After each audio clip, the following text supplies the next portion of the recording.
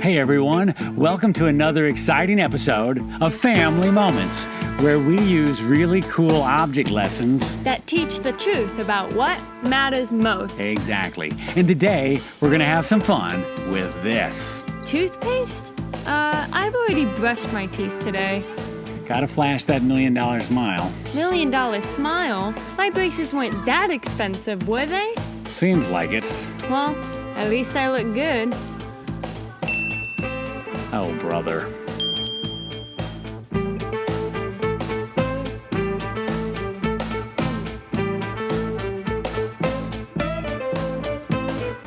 Hey kids, Pastor Robbie here, along with my lovely assistant and wonderful daughter, Sadie. Hello. And today, we're going to talk about words. Words? Yeah, words are very important. What do you mean? Well, words are very powerful. They can build people up or tear people down. Well, I've always heard that sticks and stones may break my bones, but words will never hurt me. Yeah, that's a fun saying, but unfortunately, it's not really true. I don't know about that. One time, I got hit in the head with a rock, and it hurt like crazy. Well, yeah, the part about sticks and stones is true, but sometimes words can hurt even more. I don't know, that rock hurt pretty bad. Well, the important thing is we have to watch what we say.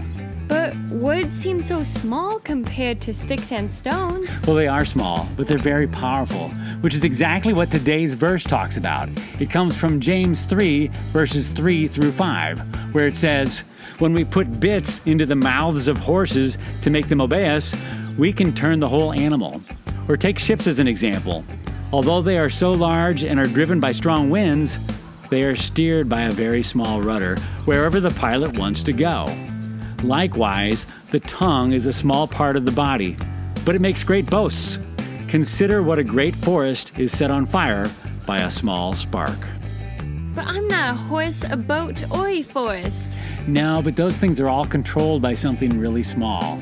Horses have a small bit in their mouth that steers the direction they head. I've seen those before. And large boats are steered by a small rudder. I guess those are important. And even the huge forest fires all start with a small, tiny little spark.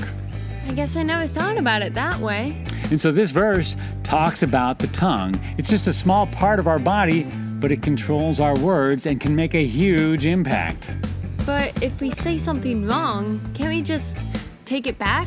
It's not that easy. In fact, let me demonstrate this for you with a small little object lesson I like to call easier said than done. What we're going to need is a plastic cup, a pitcher of water, and a water blaster filled with water. Let's say you wanted a drink of water, and I said sure, and then I gently poured a cup for you from this water pitcher. No big deal. And then you said, oh wait, I didn't know we had lemonade. I think I'd rather have that instead. I can simply say no problem and gently pour your water back in the pitcher and get you some lemonade. Pouring water from the pitcher is like saying kind words and everyone is happy. But this water blaster is going to be what it's like if we use unpleasant words. Ask me again for a cup of water. Dad, may I please have a cup of water? This time I say no problem, and then I blast away with mean words from the water blaster. Well, that wasn't very nice. Now, and how hard do you think it would be to get that same water back inside the blaster? That'd be impossible. It's all over the place. Exactly. I mean, I guess I could have said I'm sorry, but the damage has already been done. Imagine what would have happened if we had used a real glass instead of a plastic cup.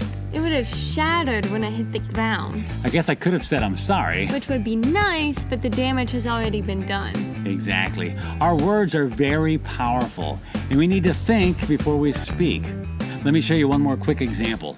Do you think you could take this tube of toothpaste and empty it onto this paper plate for me? No problem.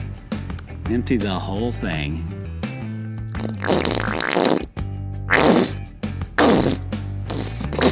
Very good. Now, one last thing. Do you think you could take that toothpaste and real quick put it back inside the empty tube for me? Put it back in the tube? How am I supposed to do that?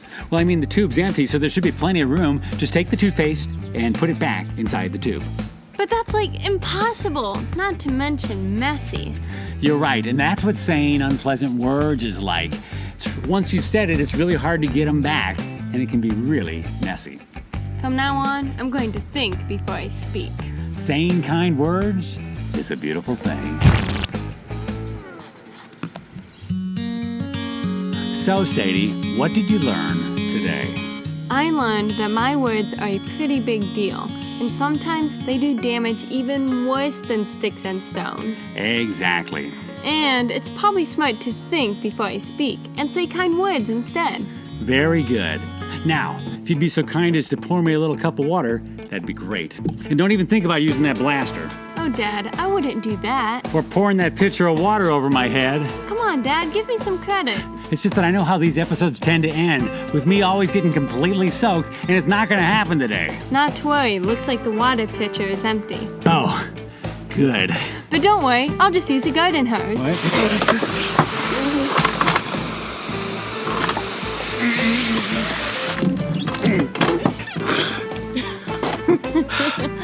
We'll see you around.